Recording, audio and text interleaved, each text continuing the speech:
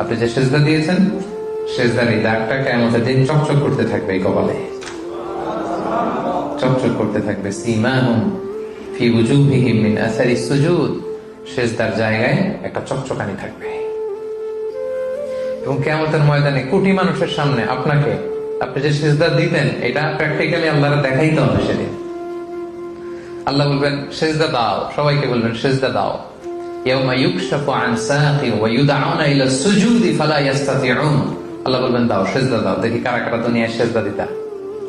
আমরা যারা আল্লাহর মেহেরবানিতে আল্লাহকে সেজদা দিয়েছি, আমরা আল্লাহু আকবার বলে সেদিন আল্লাহর সামনে লুটিয়ে পড়ব। আর যারা দুনিয়ায় সেজদা দেয় নাই, আল্লাহ সেজদাগুলো মিস করছে, আল্লাহ তাদের পিঠটাকে লোহার মতো শক্ত করে দেবে। সেজদায় যাওয়া তো দূরের কথা, সেটার পিঠটাই বাঁকা করতে পারবে না।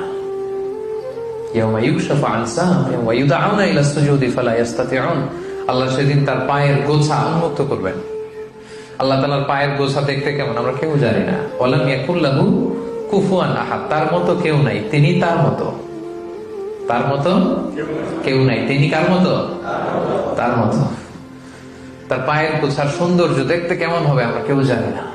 সেদিন দেখে আমরা আল্লাহু আকবার বলে সিজদায় লুটিয়ে পড়বো। কিন্তু যারা সিজদা দেয় নাই, যারা সালাত আদায় করে নাই, তাদের পিঠটাকে শক্ত করে দিবে কে? ফালা ইস্তাতিউন। তারা সিজদা দিতে পারবে না, পা ধরে ধরে জাহান্নামে নিক্ষেপ করা হবে।